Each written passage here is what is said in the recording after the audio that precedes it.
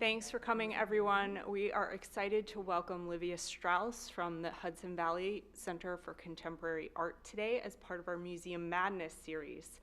All of the museums that are coming to share their work here in the library as part of Museum Madness are also part of our Museum Pass series. Libraries around the state coordinate museum passes as packages. We purchase them so that you have free or reduced cost access to all of these museums. So it's a really exciting program. I hope you'll check it out. There are some flyers in the back that'll tell you exactly what to do to check out a pass with your new Canaan library card and go visit some of these places that we preview in our program series.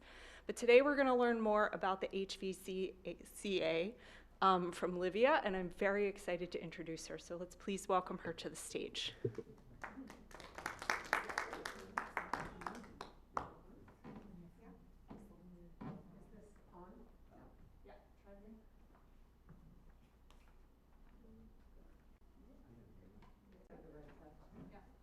Everybody like to move forward? We're also spread out. I feel aren't that many people here?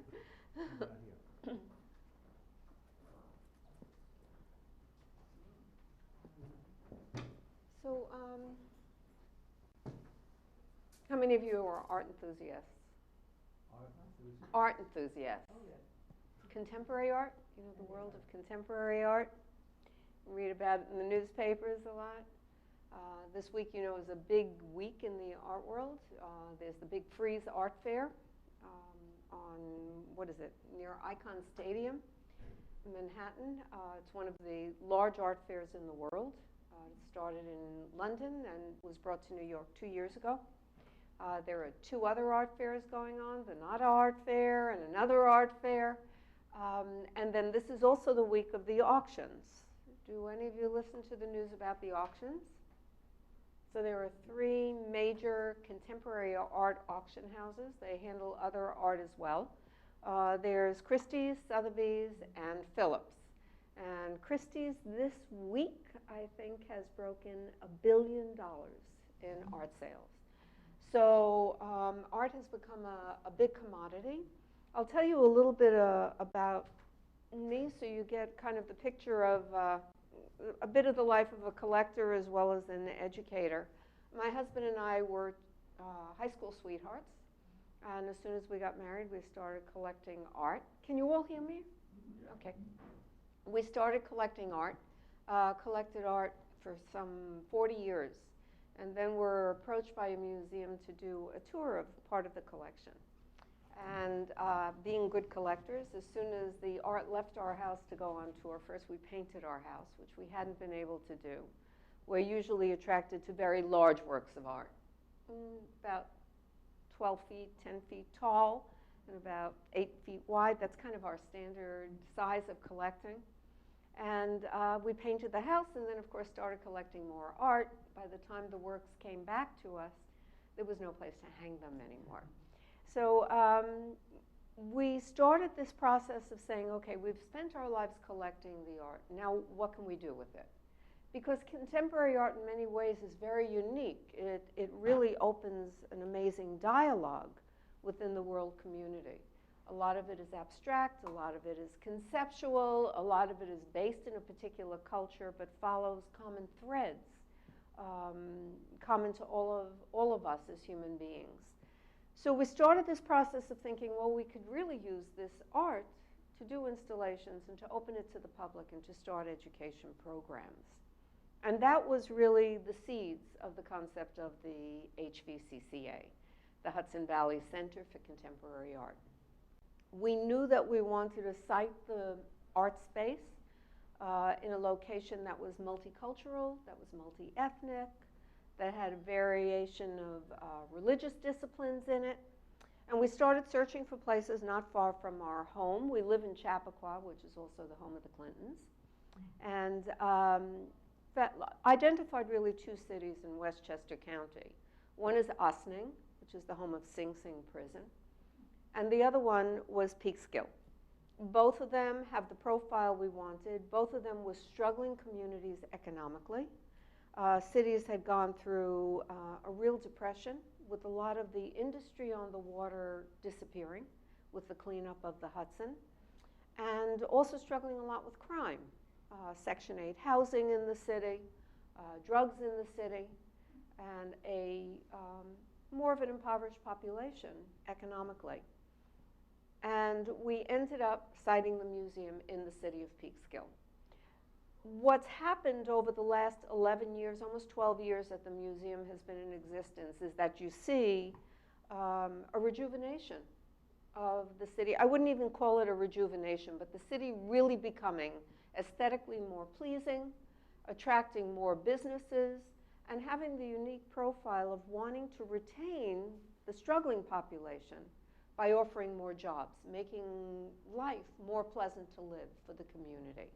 And with that, the HVCCA has attracted an international population to the city, which has helped the businesses to thrive. So when we do our exhibitions, the exhibitions are all international in scope. So people are coming to see the international work. A lot of our population is not necessarily from the Peekskill region. We're bringing people in from Manhattan, from Brooklyn, from Texas, from Chicago, from Denmark, from Holland. We're really bringing everybody in from around the world.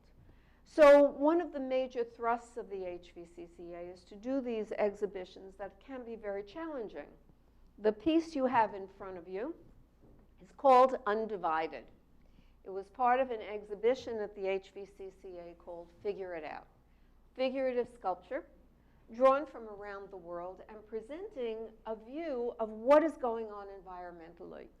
So this is by an artist named Patricia Piccinini, an Australian artist who represented Australia in the Venice Biennale some 8 years ago now. And this is all made out of resin. She and the people who produced the work with her had worked with why am I blocking on the first name? Hansen, who produced the Muppets. So these are all made out of resin, very realistic looking. This is a young child, maybe a 3-year-old, being hugged very affectionately by what we might call a bit of a monster, except that within the context of this framework, this is a child's bed that's adjustable as the child grows. So it's a very affectionate presentation of something that we would not necessarily accept. And what she's referring to is what's going on environmentally in the world, that there's cloning, that there are mutations going on in the animal community, that there are things going on that could, if we took advantage of them, bring more warmth to society and more safety to society instead of pushing it away and seeing it as something very dangerous. This is another piece that was one of in our initial exhibition called Symbolic Space. So this is a work by one of the pioneers of video art. His name is Newsom. He became famous for doing these robots with all of these TV screens built in. His first performance and sculptural installation that he did in New York involved 3 robots, a mother, a father, and a child, crossing the road, and the child robot is hit by a car, and you get a feeling like all of a sudden this is like a humanoid. So this one is called Global Encoder. All of the images on the TV screens are famous places that Newsom has visited around the world where he's done his installations. San Marco Plaza, the steps in Rome, on in the different communities. And then the head is a portrait, a self-portrait of him taken in these different locations. But the umbrella is all of the astrological symbols. So now that we have computer technology and modern technology, we no longer need to have separate languages because computers become the universal language. By the way, I'm not a formal speaker. If any of you have questions along the way, just raise your hands and pipe in. So Global Encoder was part of the first exhibition, as I mentioned, called Symbolic Space. Now, as we were installing all of these pieces, we were also building our educational program. So students would come in and we would have them focus on 1 or 2 works of art. And they would have to learn about the artist. Where did the artist come from? What was the culture of the artist? What are some of the tensions that exist between that artist community and other communities? Korean artist, what were the tensions between the United States, North Korea, South Korea, the alliances? And how did this come out? How did the artist integrate this culture so that we understand where he's from and what he's trying to do? So that program, by the way, was a model program for us. We worked with students for full semesters, a 43-hour semester. They would come to us. They had a full-scale curriculum, extensive reading. Those students now are applying for college. So when the museum started, we were trying to address a population of students that was not getting enrichment classes. Because the Peekskill schools were focused more on on the students that really needed help. We filled a need within the community. And many of those students now who started with us as 5th and 6th graders are now in college. We've been able to help them get jobs when they're in college to kind of support their way through. Oh. Another type of work, since we're involved with technology. This is by an artist named Angela Washkow, working with gaming and creating an avatar. So this is actually the artist, placed within the context of the game. You can come in and chat on the game with her, and it's all about different feminist issues. So Angela Washkow, young artist, she's, 28 years old now, and she's teaching in San Francisco. And this is a piece that's in the process of installation.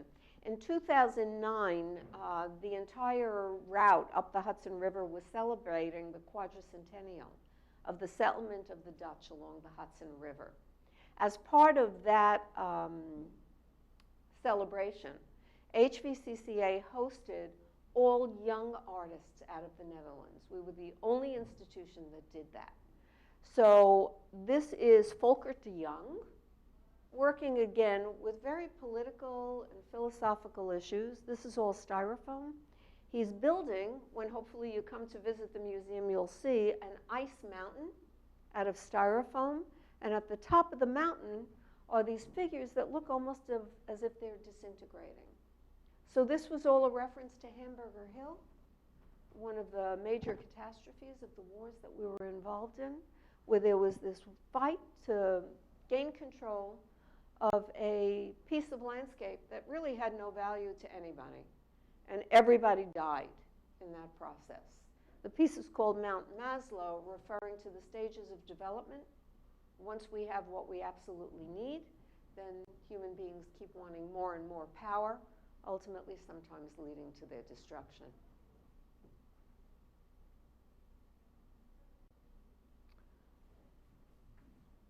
So this is a work by an Israeli artist, Yigal Ozeri. The HVCCA regularly hosts Docent Tours. So if you want to take some of the literature in the back, you'll see we have a website that lists all of the events coming up. We actually have a Docent Tour coming up. I actually wrote the dates down because I don't remember dates that well. But May 23rd, we have a Docent Tour of the current exhibition. This was a past exhibition that dealt with what I called art at the core. That there are artists dealing with different issues and that we can't get away from the fact that art surrounds us. I mean, you look around this room, there are paintings in the back. You go on the streets, there are billboards. Everything has an artistic component. So this artist is a hyper-realistic artist, and behind him is a video. It's a technology piece. That's a photograph with different lighting built into this. As part of this process, what we also do is host a series of dramatic presentations. We have poets and writers, if any of you are poets or prose writers, who come in, they look at the works in the museum, and they identify one piece that really speaks to them. And then they write original scripts. We have a director we work with who then works with actors who come in and do performances. And we host a series of performances where the work is actually performed in front of the art. so it intersects with the art.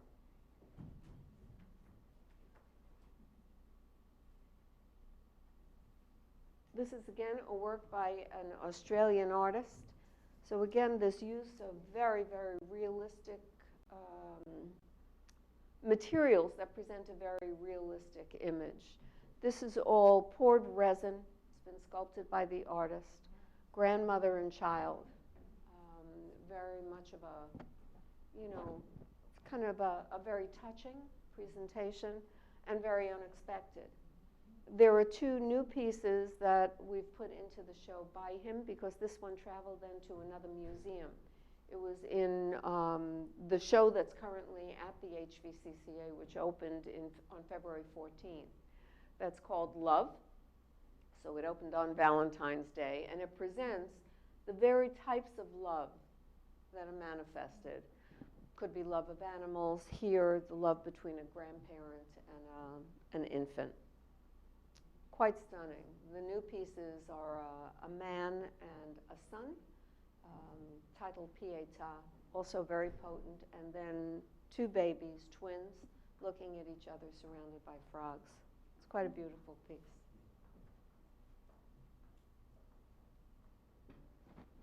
And this is more classic work by Robert Mapplethorpe. This is a presentation of Ken Moody with a beautiful flower on his shoulder.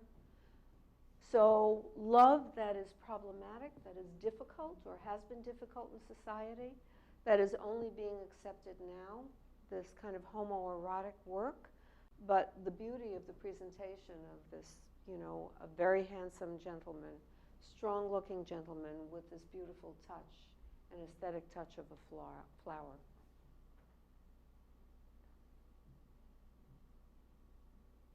This piece is part of a diptych. I included the second piece. So this piece is called Beverly Edmeyer, Dozen Roses. This is made out of also a resin. This is an American artist who grew up in the 60s. I have a son who's about the same age range. And of course, Farrah Fawcett was the person that everybody kind of adored if they were teenagers. So Keith Edmeyer did a whole series also with Farrah Fawcett. But this particular series refers to when he was born. So he was born in the 60s. This is him in his mother's stomach. Does anybody recognize the suit? Yeah, that's the Jackie Kennedy suit that she was wearing when John Kennedy was assassinated. And the dozen roses refers to the roses that were on her lap.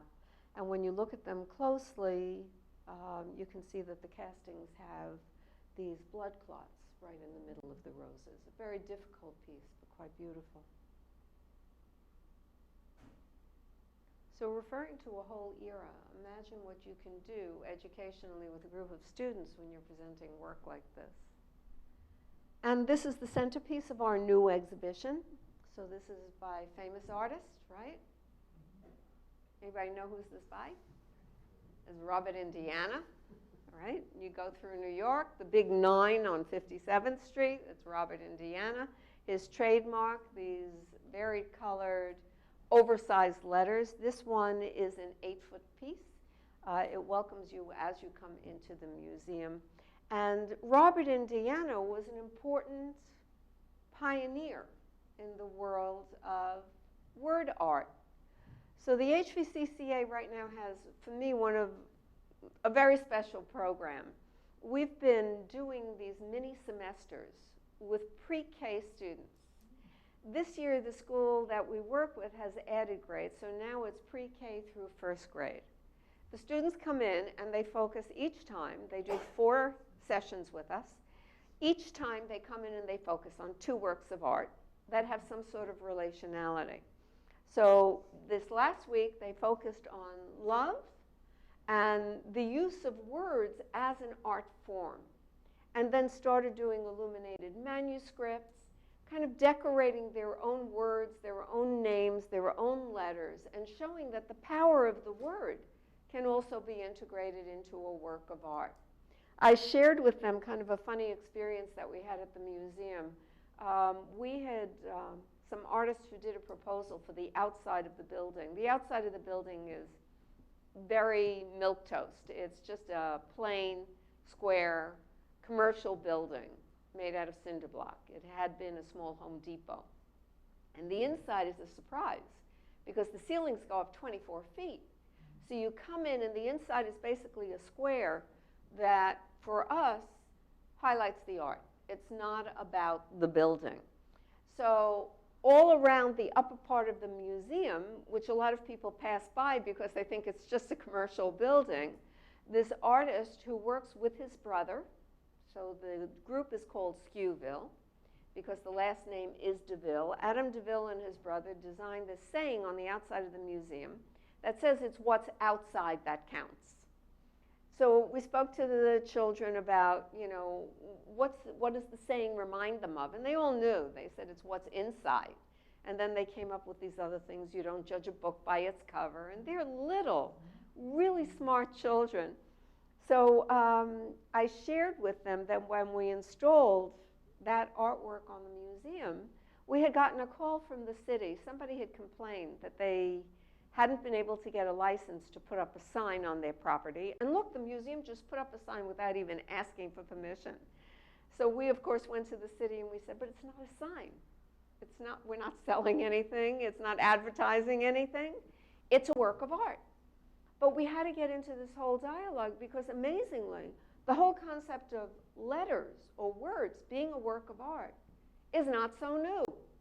And people are still resistant to the image. What makes it a work of art?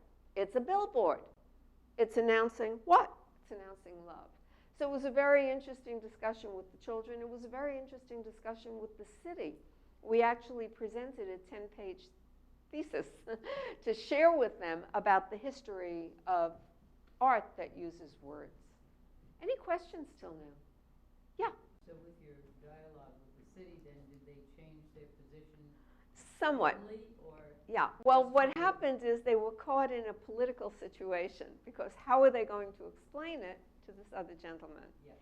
So they said, well, how long is this sign going to be up? So I gave them a bit of an out. I said, it's a long-term installation, but it won't stay up permanently. Long-term installation. So that seemed to satisfy them because they understood, too. We did a whole slide presentation for them. Joseph Cassous, all of these artists that are very famous, very well-known, working with words. So they understood it, but I don't think they wanted to take the time to explain it to somebody else. So it held up as a work of art. Yeah, one victory for the arts.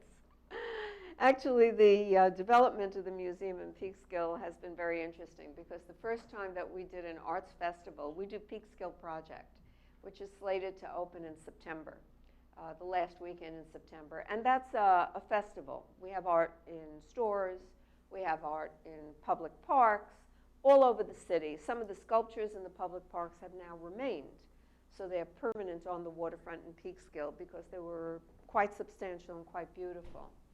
So initially, there was a little bit of trepidation. Like, what are these people doing? You know, are they setting this building up to sell art? What kind of art? Why would I call this art? Why is a table with electrical equipment called art? You know, so it's been an educating process. So the first time we did the festival, there was a lot of resistance. There was some political installations. By this time, I would say, especially since 2009, when the museum comes in and they present something, it's much more of a brainstorming and sharing session. There is no more of this, oh, you can't do this, and what is this about? It's really, we want to find a way to get it done. And that's really been very gratifying. And as I say, we have a child's installation that are Dutch-style tiles going all through the city. And that couldn't have been done without the help of the city. They installed it with us. They do everything with us. But it's been a process. This is part of our new installation. So on the main floor of the museum, because we do educational programming, is the show Love. And on the upstairs is the show Lust. So the Lust show is in collaboration with several other museums, with 7 other institutions, all addressing, well, 6 other institutions, 7 including us, all addressing the 7 deadly sins. So HVCCA has lust, another place has sloth, another place has, you know, whatever the deadly sins are, greed. So this is one of the works. So the upstairs show currently at the HVCCA is an X-rated show. The children don't go up. It's very good for teenagers because the teenagers really want to go up. Usually it's a bit of a challenge. They'd love to go upstairs. So that, by the way, is a famous artist. This is George Condo, very much in the trend of Picasso, but with real humor to him. And this is a work also by Tony Metelli, fairly young artist. This piece is called Ideal Woman. So it's a takeoff on an old, very demeaning feminist joke about what is the ideal woman. She has to be no more than a certain height. So this figure is about 3.5 feet, 3 feet tall, no teeth, a flat head, kind of a demeaning presentation. This is on the waterfront in Peekskill. So when we did the Peekskill project, we do the Peekskill project every few years. It's not a yearly event. This was the last one that was done in 2012. And this is one of the sculptures that was placed on the waterfront as part of the project. The sculptures that have been done on the Peekskill waterfront really laid the foundation or the seeds for the development of this entire waterfront is really a sculpture park or a sculpture siting. This work is done by Carol Feuerman, an artist who's known for her hyper-realistic swimmers. Usually they're painted, women in bathing suits with drops of water on them hanging onto a tube. This one is different for her. I requested that she not paint it, that it form a silhouette on the riverfront. The only part that's painted is the golden cap. And it's called the Golden Mean. So this is the Peekskill Waterfront. There's a marina to the left. There's a train station right here. It stops at the waterfront. There's the Hudson River. That's Bear Mountain Park on the other side of the Hudson. This is a paddle boat that goes between the 2 docks in Peekskill, because Peekskill historically is very interesting. Peekskill is a deep water port. So a lot of the battleships during World War II, World War I, were stationed or parked in Peekskill in the deep water area. And in terms of the history of the city, which we've learned, the artists in the festival must base their works on the history of the region. There is a reference consistently along this area to the chain of command.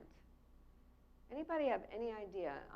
When you studied the Revolutionary War, there was this concept of the chain of command. There were actually chains that went across the Hudson River. And when the British ships tried to go up the Hudson, they would hit the chains and they would be stopped from going any further up the Hudson River. So this is all part of this beautiful landscape.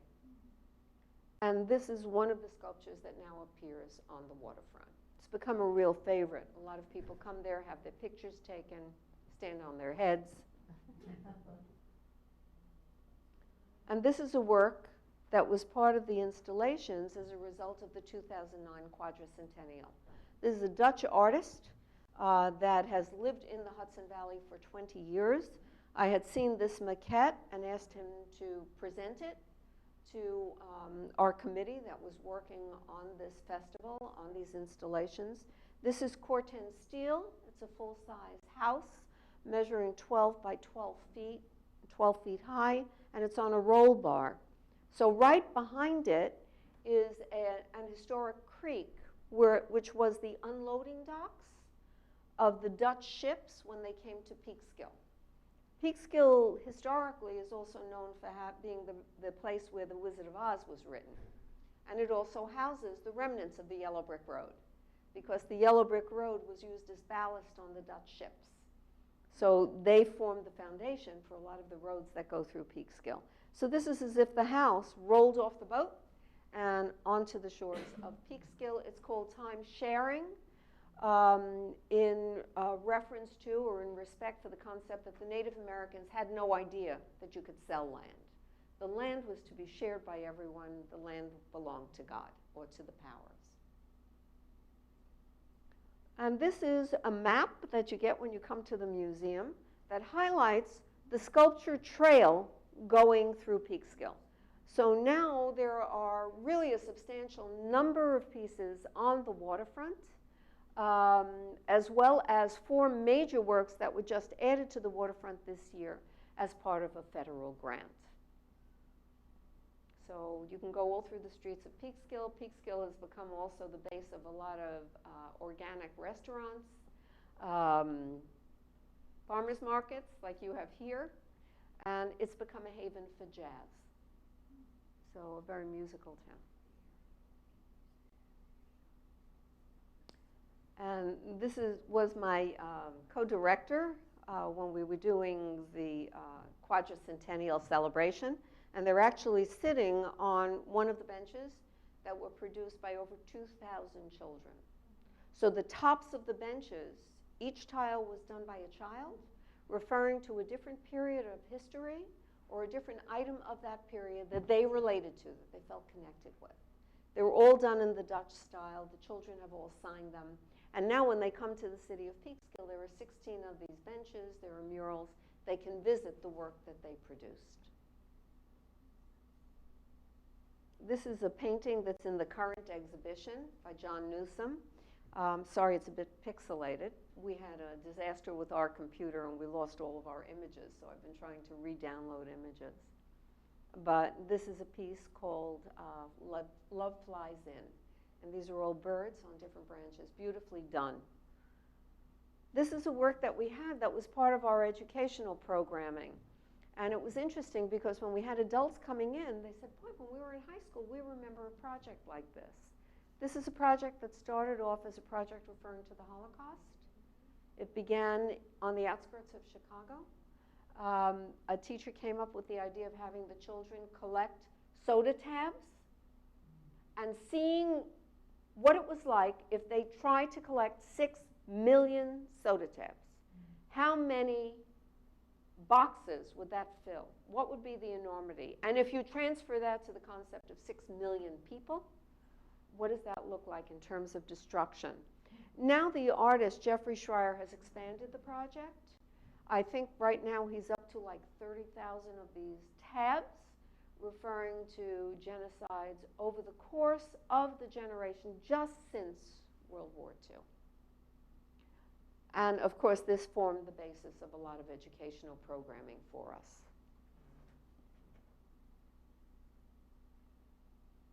This was an installation that was done in a factory space.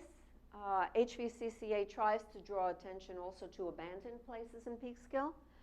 This is a gamelatron. A gamelan is a musical instrument coming mainly out of Indonesia, and it's basically a gong and a bell. So the artist did a whole installation in a factory space where you went in and you were surrounded by the music of the gongs as well as by different lights that were connected to the rhythm of the music. Love Notes, another educational program. We had an artist come in with an old-style typewriter, which the children loved. They sat, they were able to write notes to people that they loved. And these are projections that were part of Peekskill Project. So we brought in an artist who was able to do these projections on the streets, this kind of, miraculous artwork that's there and then is not.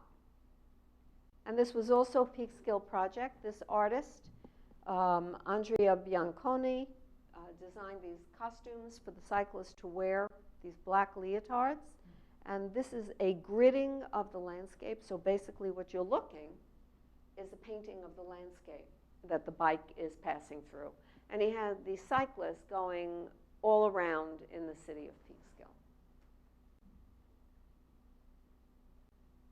This was a video that was done by a very talented video artist. This is a double projector video projection that refers to the history of the Peekskill area and the Hudson River area, going back to the time when the river was first cutting through the area, referring to the Native American settlements, introducing Native American music, and going up to the current government and what's going on in the community now. You can see that these are old wood-burning stoves, placed sideways. So Peekskill was the center for the production of the cast iron wood-burning stoves. That was the industry in the community. And then, of course, again, with the cleanup of the Hudson, those foundries closed. This, also, I'm sorry, a bit pixelated, but this was done by one of our artists in residence. We have a residency program where the artists remain with us for 3 months. They create a body of work that's influenced by the area, but overlays their culture, their memory with what's going on in the Hudson Valley. This artist was from the Czech Republic, painter.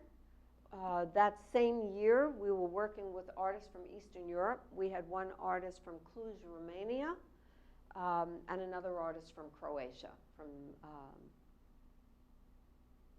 Croatia. There's a British artist, also an artist in residence. So this is all made out of magazines and paper. So this is a full-size stagecoach and a full-size headless horse. Kind of amazing work. Chris was researching the area, really became fascinated, of course, by Washington Irving's writings and started building on the legend of the Headless Horseman, but ended up instead with the Headless Horse. And I always have this sense that artists have a little bit of a prophetic vein in them. And when he had finished this, if you were to see the horse, you could see the veins coming out of the hoofs, the ankles above the hoofs of the horse. And about a week after he completed this piece, there was a famous filly that was up for the Triple Crown who had to be put down the week before the last of the events because she broke 2 of her ankles. So I looked at him, I said, you know, every time I look at this horse now, it's like I feel, you know, there was a prophetic stream in it. And this also was done by an artist in residence. So this is a like an igloo or a kiva made out of bricks that were from old buildings in Peekskill. The top is made out of old beams that were retrofitted from old construction in Peekskill. And inside, the artist did this wonderful video overlooking Peekskill and overlooking the Hudson River. There's like a palisade, a high stone, and on top is a convent. And the convent of St. Mary's also has their cemetery at the top of the mountain. There aren't enough nuns to sustain the convent in that location. Their mother house is actually in Connecticut. Might not be far from here. And they're moving the cemetery to the base community in Connecticut. So he went in and did these stills of the cemetery during different times of the day and during different seasons, and then compressed them into what looks like a free-flowing video of the cemetery during different times of the year. And then we had also given him a factory space. So in the factory space, he did these huge projections, and he flooded the floor of the factory so that you had a double image projection. And people who went by were able to look in, and there were 3 videos in the factory space. It was an incredible installation. So he was with us also for a 3-month period. And then this was a video that was done by a young artist, part of a project that we did called the Women's Room. And why am I blocking on the name of the artist all of a sudden? But this is the artist herself. She had shaved her hair, cut her hair off and shaved it in emulation of a famous film about the Joan of Arc immolation or burning. It was Alex McQuilkin.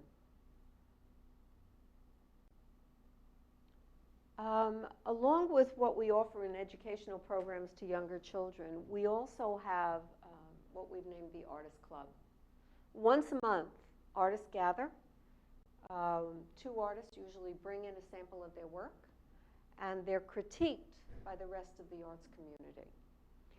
This was my response, actually. There was an artist council in Peekskill, but the arts council was mainly made up of artists who had lived in Peekskill for 40, 50 years. There's a young community that's moving up to the Hudson Valley. They're moving to Peekskill, they're moving to Beacon because it's more affordable. They can raise their families there, but they have no one to talk to about their art. They're not around the corner from Manhattan. They don't have that accessibility. So we started offering these artist critiques. My husband, who's very knowledgeable, actually mentors the critique, and these are all artists in the process of studying each other's works. I think it's one of the most amazing programs that we have going. It's really done something for the community. And then at the end, the artists had grown to the point where we really felt they deserved their own show. And we gave them an exhibition in the upper level of the museum. The artists come from as far away as Rhinebeck, which is an hour and a half in the other direction from Peekskill, from New Haven. So it's really attracted and continues to attract a very broad swath of artists. And this is a work that was done as part of a graduate show that we did. This is actually painted on a wall. The idea is that after a while, the art simply disappears. And this is a piece also from the last Peekskill project. This is called Pedestrian Shuffle. It's in front of the library now in Peekskill. This kind of quirky piece that people really love. They also take pictures with them. So, that's the end of the show. Do any of you have any questions, any comments? I am really hoping that you will come visit. As I say, the 23rd, we have a Docent Tour. I can tell you about some of the other things. I did bring some material. We're going to be closed on Memorial Day, just in case you're thinking of coming. Sunday and Monday, Memorial Day weekend, we're closed. June 6th and 7th, if you come up to Peekskill, or across to Peekskill, there's also open studios. So there are over 200 studios, artist studios in Peekskill, and they're all open that day, and there's transportation. There's actually a little shuttle that's going to all the different venues in Peekskill. So that's June 6th and 7th, starting at 12 o'clock.